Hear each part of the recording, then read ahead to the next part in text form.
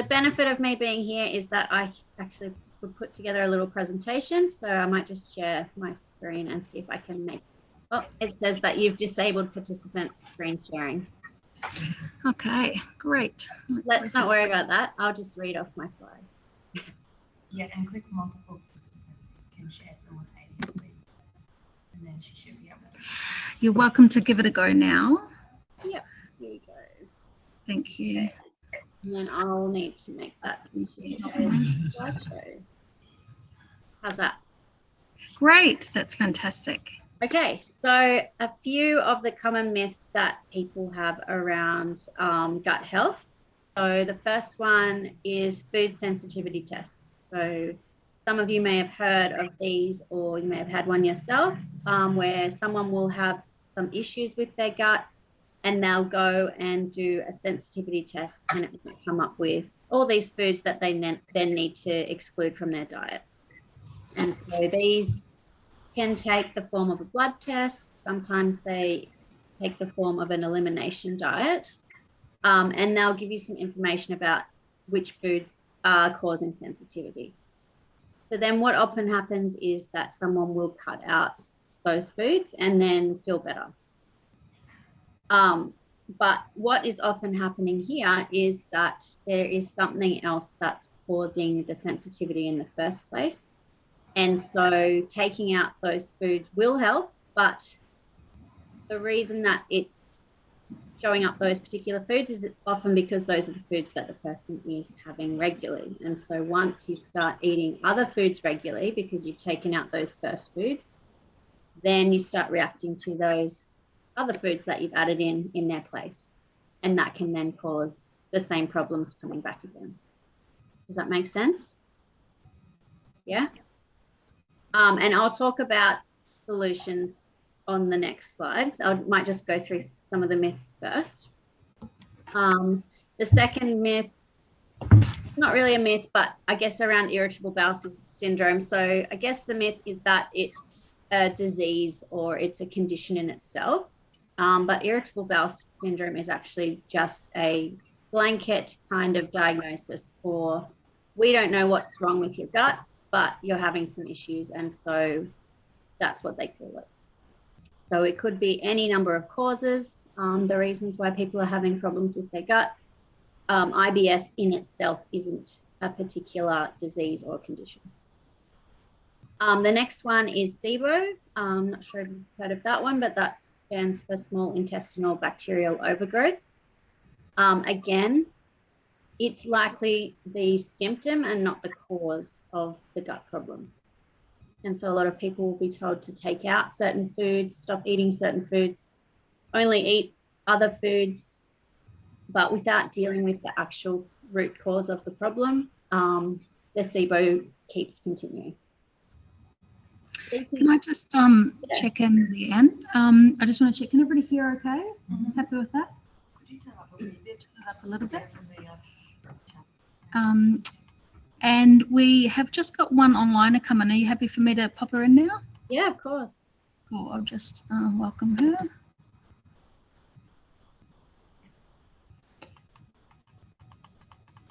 All right. All good. We're good to go. Okay. Is there anything that anyone wants me to clarify so far?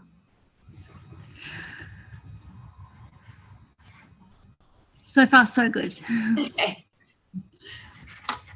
So leaky gut syndrome is another sort of blanket term. It's not necessarily a condition in itself, but it's more of a symptom. So it's a bit of a street term for increased intestinal permeability is the medical term. And it just means that the intestines are, the wall of the intestine is letting things in and out that it shouldn't, which is where some of those sensitivities often show up on the food sensitivity test.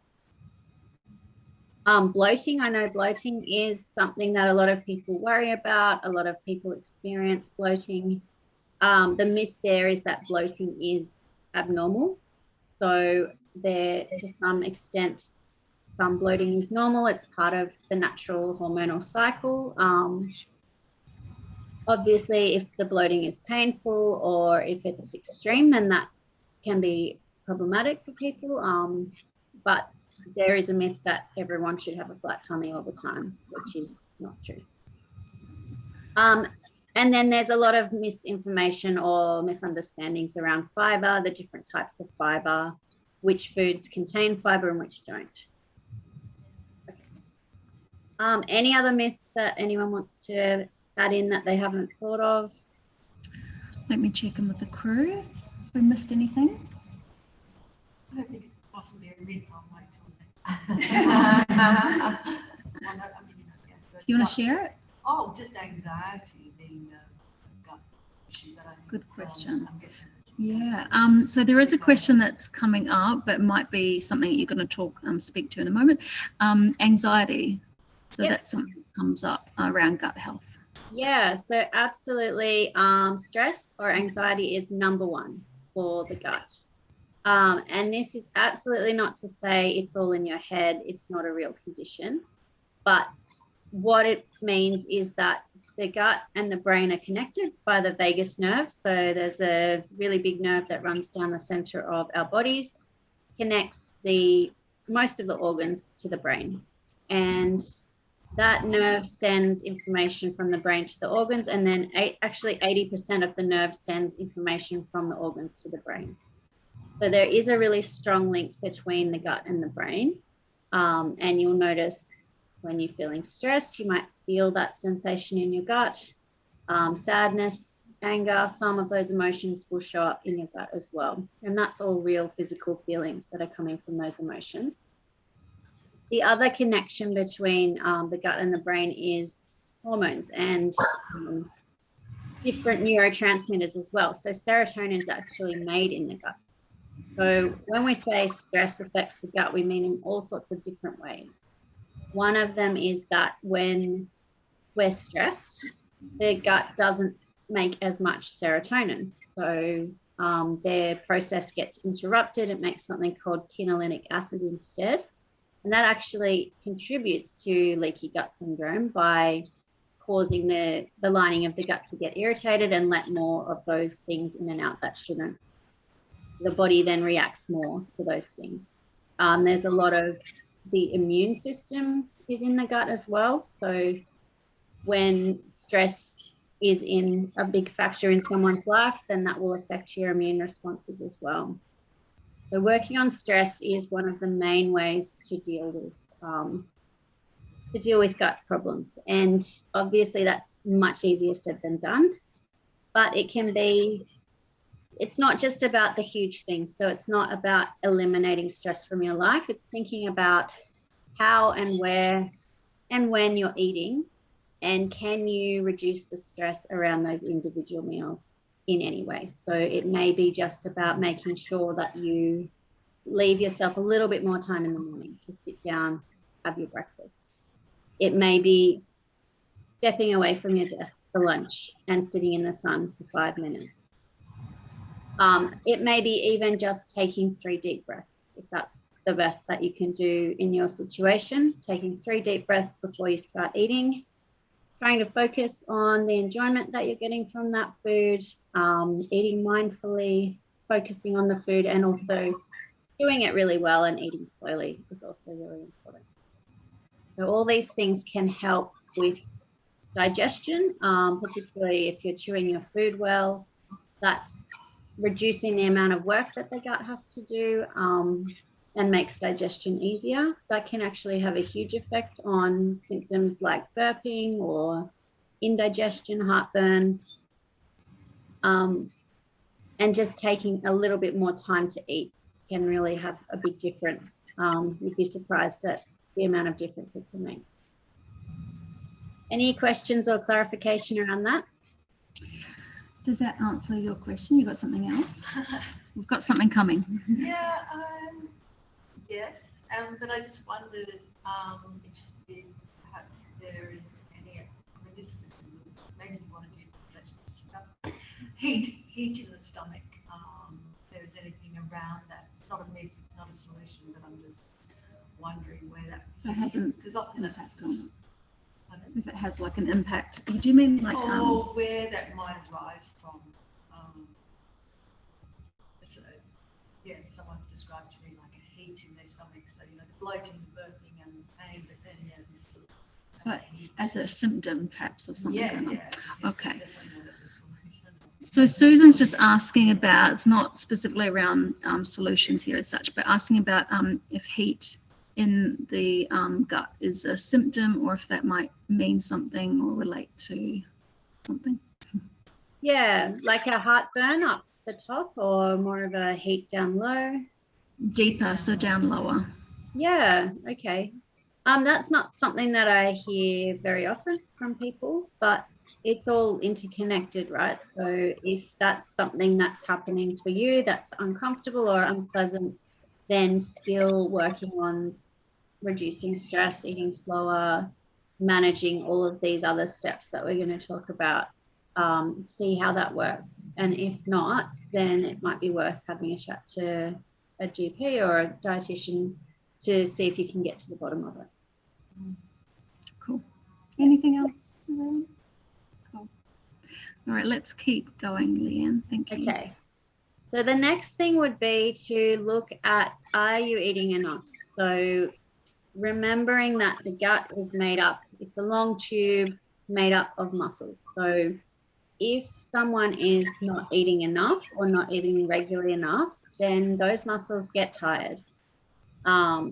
There's two factors to kind of keeping those muscles healthy. The first is giving them enough nutrition and enough energy to work, just like you would if you were going to be, if you had a target that I want to lift a certain amount of weight by next month, you would need to be making sure you were eating enough food, enough protein, enough fats, enough carbohydrates, but you would also need to train. And that's something that we need to do for our guts as well. So when people are told these are all the foods you can't eat and you need to take them out of your diet, what can often happen is that people then are not getting enough nutrition in. So that then leads to the gut actually getting weaker, getting tireder, not having enough energy to do its job, and the symptoms get worse. Does that make sense? Mm-hmm. Yes. Yeah. So taking a whole bunch of foods out when you haven't looked at other factors like stress, for example, can do more harm than good. And that also feeds into the next thing, which is about balancing blood sugars. So making sure when the blood sugars aren't balanced, again, the gut muscles aren't getting the sugars that they need to be able to do their job. And so that can cause slowing down of the whole process, which can lead to constipation, or speeding up of the whole process, which can lead to diarrhea. And that's where things are not getting absorbed very well either. So when there are foods that are sitting around for too long, in the case of constipation, they're over fermenting, there can be excess gas. That's where a lot of bloating can happen and discomfort. And also when things are moving too quickly, then certain things aren't getting absorbed, other things might be left behind, and again, causing that buildup of gas and then discomfort, the bloating, cramps, all those sorts of things can come into play. The other thing is regular eating. So roughly every 3 to 4 hours is a really good benchmark. It doesn't mean this is the rule, this is what you have to do for the rest of your life. Everyone obviously has their own unique body and their own unique lifestyle, and so you need to do what works for you. The reason that we say 3 to 4 hours is because of something called the migrating motor complex. So that is basically your mini garbage collector that lives in your gut, and it comes in between meals and cleans up everything and then allows everything to work really well. So ideally, if you leave, if you space out your meals roughly every 3 to 4 hours, that migrating motor complex can do its job really well, and it can really help reduce some of the symptoms that you might be having around diarrhea, constipation, bloating, all those sorts of things. Yeah. The other thing is variety. So your gut is full of trillions of bacteria, and they all eat different types of fiber. So as humans, we can't digest fiber. That's what the bacteria in our gut are there for. So if you aim for 30 plants per week, and again, this isn't a rule, it's just a good idea, then you'll be giving your gut bacteria lots of different types of fiber. And plants include grains, fruits, vegetables, herbs, seeds, nuts. It doesn't just mean fruit and veg. It can be a whole spectrum of different foods. And if you don't eat 30 plants per week, that's perfectly fine. It's just a great idea for getting a lot of variety and a lot of different types of fiber. And then the other thing that can really help is prebiotic fiber. If you're feeling like you're not able to eat all the different foods, you're not getting lots of different plants, then prebiotic fiber supplements can be helpful. So it's not a probiotic because probiotics are strain resistant, which means, strain specific. So that means that each strain does a different job. So if you get a certain prebiotic from your chemist or your health food shop, that's going to give you one particular type of bacteria into your gut. It might be good for bloating, or it might be good for mental health, or it might be good for something else, but none of them are kind of across the board going to help with everything. Whereas if you take a prebiotic fiber, that actually just feeds the bacteria and gives them something to eat so they can grow on their own. Does that make sense, Emma? What's an example of a? Yeah, so Heather's tummy fiber is one that I've found that a lot of people really tolerate. It's a funny name. You can only get it online, but it's very easy to digest because it doesn't contain any of those fermentable sugars. It's something that you can mix into a drink or yogurt or something like that. I am not at all affiliated with Heather's Tummy Fiber, but I have found that it works really well for a lot of people, and particularly right in that early phase where they are having a lot of trouble. Some of the other prebiotic fiber that you get might be based on fermentable sugars, which a lot of people will react to, whereas this one is just kind of basic. It's called acacia fiber. I do have a question. Yeah. Is it okay for kids? Yeah, it's okay for even little kids. So I've got a 3-year-old and I give him a little bit of this every day.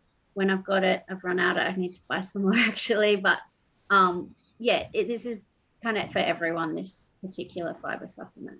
Is it very expensive, Leanne? So it's something like this. I think it's around $30, but it lasts you quite a while. You only need a teaspoon at a time. Mm-hmm. Or you might even start with half a teaspoon and then build it up until the point where you feel like your symptoms are getting better. Mm-hmm. And so it works for constipation as well as diarrhea. Mm-hmm. Cool. And then you might find that your gut kind of recovers. You've fed your gut bacteria. They're getting healthy. You're getting more variety in your diet. You don't need this anymore. It's not something that you kind of have to take forever. Mm-hmm. Cool. We might have another question. It's not something that you would take ongoing. Yeah, just as your daily fix, as a prebiotic, without necessarily having to have a problem. Yeah, you could take it every day if you wanted to, just to see what benefits you might get from it. You might think, well, actually my gut's pretty good, but let's see what happens. And you might find that it does have just some positive impacts on you anyway, because the gut bacteria affect us in so many ways. We don't even know all the ways that they impact our lives yet. And so something like this, it absolutely doesn't do any harm. Cool. I asked a question about the blood sugars mentioned in the other. How do you know if your blood sugars are imbalanced, and then how would you go about balancing? Yeah, so I guess for most of us, if you don't have insulin resistance, if you don't have diabetes, then we wouldn't get those really high blood sugars or those massive drops. But what we'll notice is starting to lose focus, starting to think about food perhaps, hungry feeling, you know, irritable, or just feeling lightheaded. So anytime that you're feeling kind of, it doesn't necessarily mean hungry as in your tummy's rumbling, but you might notice there's other really subtle signs of feeling hungry, and that's often got to do with blood sugars. And that's really dependent, obviously, on how connected you are with those signals and how used to listening to those signals you are. But those are the sorts of things you can start kind of looking for and noticing, those subtle signs that maybe it's time to get something to eat. And if you're not used to that, if you don't have a good sense of when you're hungry or not, that's when the 3 to 4 hours becomes even more helpful, because it just gives you that guide. Okay, it's been 3 hours. I don't know if I'm hungry or not, so I will have something. Helpful, thank you. Any other questions at the moment? Cool. Oh, I have a question. Got one. Just with the like signals about your blood sugars, if you regularly get signals, and like what if you might have eaten an hour ago and you're getting a signal again, is that a sign of something different? Yeah, so that might be a sign that you're still hungry. So it's perfectly fine then to eat, because it's all well and good to think about the migrating motor complex, but if your blood sugars are dropping, then that sends a stress signal to your body, which has the opposite effect. So you're better off focusing on eating and making sure you follow your hunger signals. It might be a sign, okay, well, maybe that breakfast I ate wasn't enough to last me through to lunch. Maybe tomorrow I'll have something different. It may have just been that particular day. Your body's giving you different signals than usual, but I wouldn't say push out your meals to 3 to 4 hours if you're actually hungry, because balancing your blood sugars and minimizing any sort of stress on your body is more important. It's interesting, the 3 to 4 hours, given that there's a lot of talk about intermittent fasting, like people are finding that a good thing to do. Intermittent fasting, Leanne. Yeah, so intermittent fasting is an interesting one. There was a lot of push maybe, 2 or 3 years ago for intermittent fasting, and then it's starting to turn now where we're seeing people are getting a slowing down of their metabolism. Some of the gut problems are starting to show up in people who might not have ever had them before. And it's kind of doesn't fit in with listening to your hunger and fullness signals. So I wouldn't recommend intermittent fasting unless that's what your body's really asking you for. But what we often find is that with intermittent fasting, your body does get used to not eating for that long stretch of time. And then once you start eating, the body kind of says, well, thank goodness there's food. I better eat plenty because I don't know when the next fast will be. And then it comes around the next day. So it can have a slowing down effect on your metabolism by sending the message to your body that there's some sort of famine going on, or there's only food around at a certain time of day. It's also not giving you the energy you need to fuel whatever you're doing. So if you're fasting for the first half of the day and you're at work, you're not getting all the carbohydrates and all the sugars that your brain needs to operate at its full potential. It's kind of limiting your thinking capacity a little bit. And then we do tend to see as well some people who start off by intermittent fasting and then come in because they're finding they're having some loss of control eating in the evenings because their body's trying to make up for food that they've missed. And obviously that's not everybody. Some people do intermittent fasting and they love it and it works really well for them, but others don't. And so it's not something that I'd ever recommend to someone to go out and do. But if someone's intermittent fasting and that's what makes them happy and it works with their life, then of course, good for them. Anything else around that? Yeah, I've got one. So doesn't matter how much you eat and what you eat before bed in terms of getting a good night's sleep. Like, you hear rumors when you're a kid from your mum not to eat something so close to going to bed, but is there any truth in that of like what you eat and how much you eat to have really good night's sleep? Yeah, look, there's all sorts of things that can influence sleep. They've done studies on cheese and milk and bananas and all sorts of things. I wouldn't say that's my area of specialty, but in terms of putting too much focus on that, remember, it does come back again to stress. So if there's something that, if eating in the evening is something that is good for your mental health and is helping you relax, then I wouldn't stress too much about it.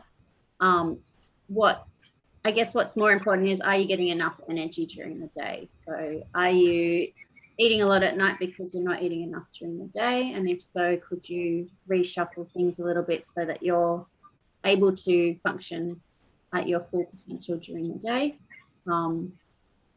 But in terms of, there's all sorts of supplements and naturopathic things that people will take before bed to help them sleep. And a lot of them work well for most people, but that's not something that I have studied extensively. Great. Anything else, guys? Good. Cool. Keep going, Leanne. Okay. So the only other thing I think that I haven't touched on is resistant starch. Some of you might have heard of resistant starch, but for those who haven't, it's the starch that's formed when you cook and then cool down carbohydrates. So if you cook pasta, cool it down, and then even if you heat it up again, it develops this resistant starch, which is really good for balancing blood sugars, and it's also really good source of prebiotic fiber. Well, it's not exactly a prebiotic fiber, but it acts like a prebiotic fiber. It feeds those bacteria in your gut, and it can be a really good place to start, particularly if someone's saying, look, every time I eat all of these different vegetables, all of these different fruits, my gut gets really upset. Starting with cooked and cooled down pasta, potatoes, and rice can be the first step to kind of restarting the process of getting a healthy gut bacteria going. And if you do have a whole list of things that you can't eat that upset your stomach, it would be a process of starting small. So you might start by just a tiny bit of that food a few times a week, and then gradually increasing and seeing if by reducing your stress around eating, slowing down your eating, and balancing your blood sugars and all the other things, whether you are able to introduce more of those foods in.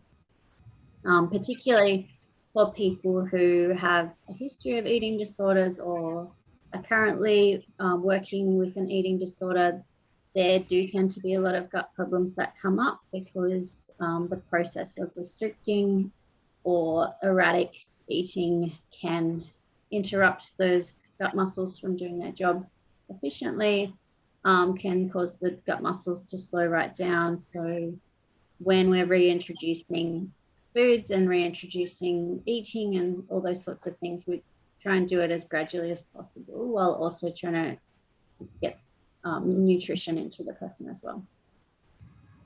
And then polyphenols right down the bottom. So they're found in the kind of the dark purpley colored foods like blueberries or beetroot, and they're really good for the gut bacteria as well.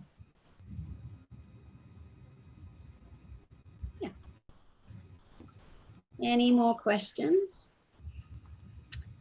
Little chicken, anything come up?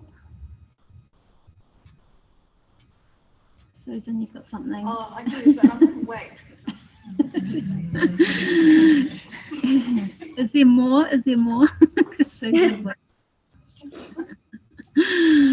No questions at the moment. Okay, well, that's about it.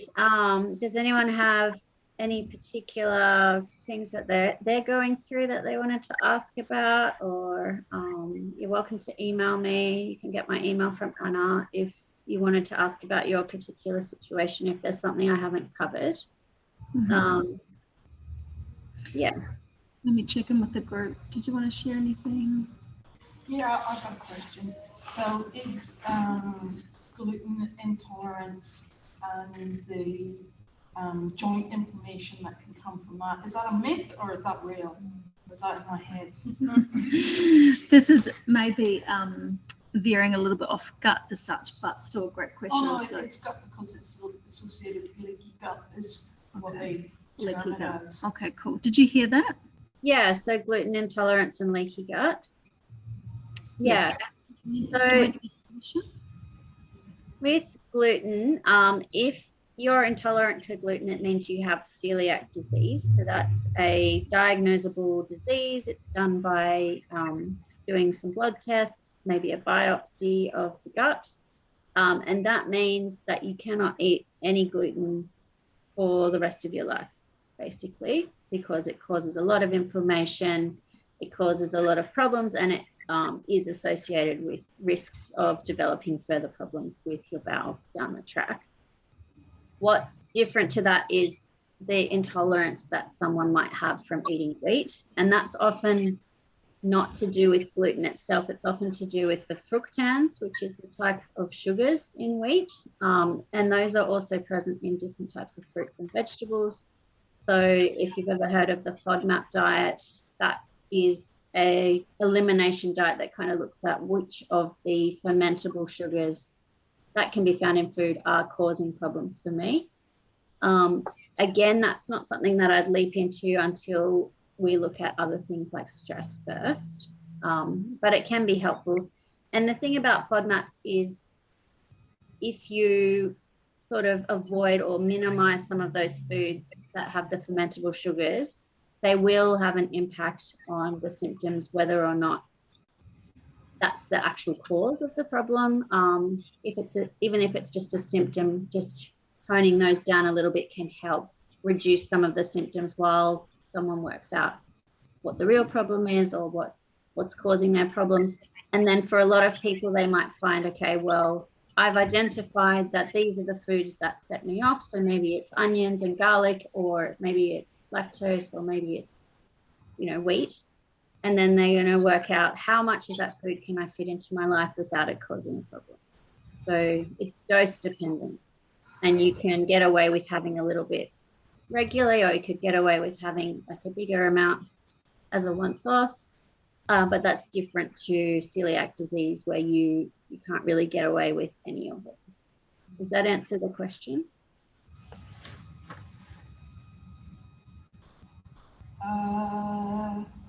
So the gut reaction to the gluten or the other associated compounds, how does that link in with inflammation?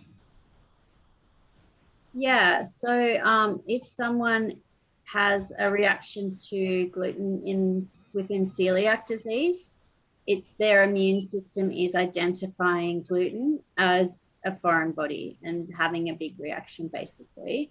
And that will cause, so the intestines have a whole lot of little kind of fingers sticking in, and they're called villi, and they come in. And when you have celiac disease, often what we see is the gut is then flat. So the person's not absorbing their nutrients because those fingers are where all the nutrients get in. So that's one of the things that can happen. And then another thing might be the leaky gut, where someone finds that a lot of extra things are getting absorbed that shouldn't be. And so you're getting reactivity to all sorts of foods that the body shouldn't be reacting to. And so it's fine to minimize gluten if you're making sure that you nourish your body in other ways with gluten-free products, rice-based products, all that sort of thing. But it's a myth that gluten has, I guess the myth is that gluten has all these effects that perhaps have nothing to do with gluten and could be due to people's diets, people restricting their food, or the fructans in the wheat rather than the actual gluten. And sorry, just to recap on that, is there an actual correlation between, did you talk about joint inflammation? what you were saying? Yeah. Yeah, is there a correlation between actual like joint inflammation and anything to do with gluten intolerance or leaky gut? There could be. If your immune system is having a response, then that could translate to other parts of your body. And likewise with eczema or skin problems, that can correlate if the immune system is overreacting across your whole body rather than just in one particular area of your gut. Mm-hmm. That help? Yeah, a little bit. Anything else? I have many questions.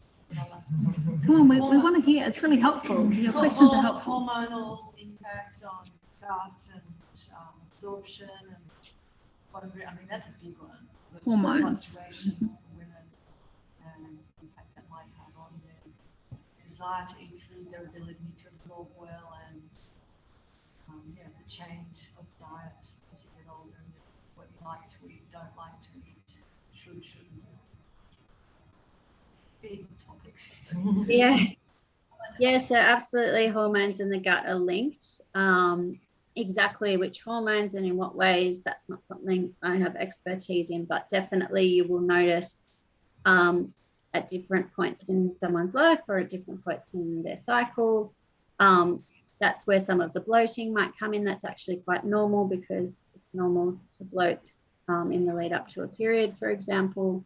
And then just, I guess, in different phases of life, you do notice changes in hormones and changes in the gut. And so I think to answer your question a little bit, so the question was changing of diet, was that right? There's a few questions. Yeah, I mean, hormones. I guess and guts, just, really. I think, Changes in hormones, yeah. isn't it? Yeah, I don't know. I guess you've touched on like your hormones as a topic, and how does changes in hormones affect your gut, and how does like if your diet changes around that time, how does that affect? Or in my case, as a woman going old, like, is there anything that we should be mindful of? That's a good question. To support you through that stage. Yeah, and is it common for a body to sort of suddenly want different things? You know, of course, we know about bone health stuff. That's a good question.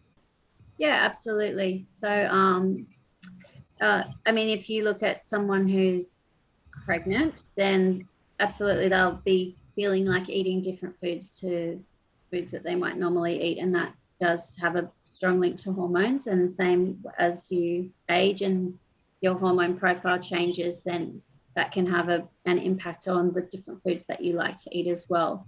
But a lot of that too is coming from your gut bacteria. So if you've got a lot of gut bacteria that it digests a particular type of fiber, and they can kind of send signals to your brain that can influence your cravings for those types of foods. So it's really interesting, the whole way that cravings play into the gut bacteria too, because there are certain links between cravings and gut bacteria, and certain ways that you can change your cravings by kind of staying off certain foods for quite a while, and those bacteria that like that particular fiber might get less and less, and you might grow the bacteria that like different types of foods. It's a big question. It's a big area of science. It's kind of there's a lot of research going on in that area at the moment. But in terms of best supporting yourself, it's really comes down to the same things as I'd say to everyone. So regular eating, getting lots of different variety, and really listening to your body, making sure you're eating enough, eating good variety, balancing your blood sugars. All those things will help give you a healthy gut, and which will then support your health in other areas as well. Cool. Anybody over the side? Questions? Probably more just something to say. When I went through my cancer treatment, my integrative oncologist made me do a microgut biome test, which is easy to do with a specialist. And and we just built my gut to recover from chemo. And you can see they tell you all the strains and how to balance food out and do it with a nutritionist. It's kind of interesting. Yeah. And then you do a repeat, and then you see the improvement. And I was recovering really quickly. I already had been doing a lot of gut health. I didn't know what was wrong when I was getting sick, so my gut was in a good health state. I went into chemo, came out healthier, quicker, faster. Wow, that's cool. So, yeah. Is that something, Leanne, did you catch that about gut biome test? Yeah. Is that something that really only happens in those situations when somebody's going through some sort of treatment or something?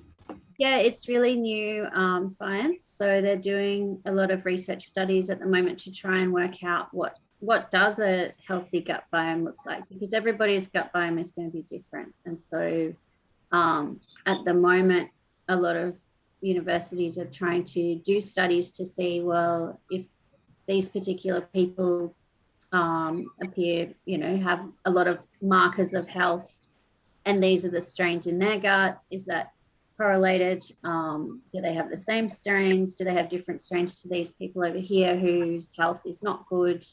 And how can we use that information to, I guess, create medicine that will increase those good bacteria in other people? Or is it that everybody has their own unique makeup and that's what makes them healthy? So then we're not sure yet what the ideal gut biome looks like.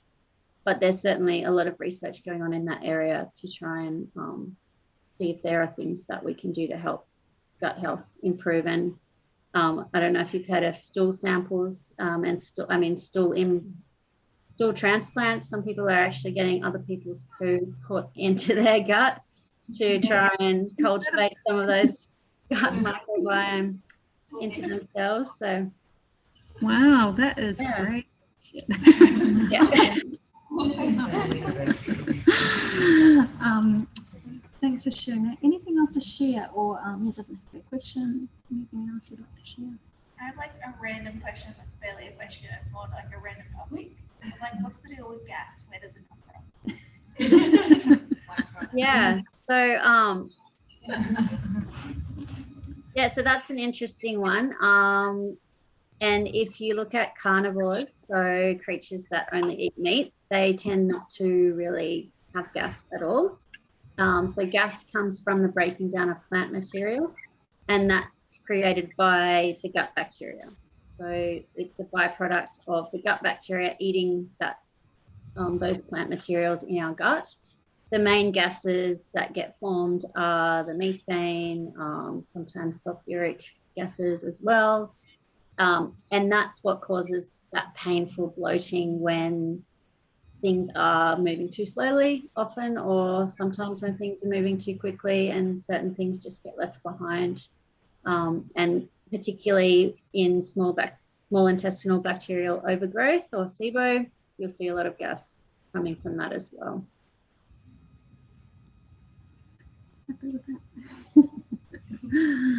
Thank you. Great. Anything else before we wrap up? Cool. Well, like I said, or like Leanne said, you're welcome to share questions that I can forward on, or give you Leanne's details. I just wanted to mention too that Leanne's got an offer. So a giveaway. So if you would like to see Leanne, she's giving away a 30-minute consult tonight. So if you would love to meet with Leanne, there she is. I'll invite you to pop your name on the little pieces of paper there. We'll do a little draw out, and you go into that prize to win a 30-minute consult. Cool. Thank you, Leanne. No problem. Thanks everyone for braving the cold while I'm here in my warm room. Thanks everybody. Yeah, that was really, really helpful and informative, and I have filmed it, so I'll just get that all sort of loaded, and you'll be able to watch it again if you like. If anybody feels that they prefer questions or anything to be not available, not visible for others, let me know. I can kind of edit that out, no problem. But yeah, I'll make it available otherwise. Thank you, everybody. Thank you, Leanne. All right, thanks so much. Quickly, Leanne's available on Tuesdays here as well, just so you know. Thanks, Leanne. Bye. Say hi to the kids. Bye. Bye. Thanks, love.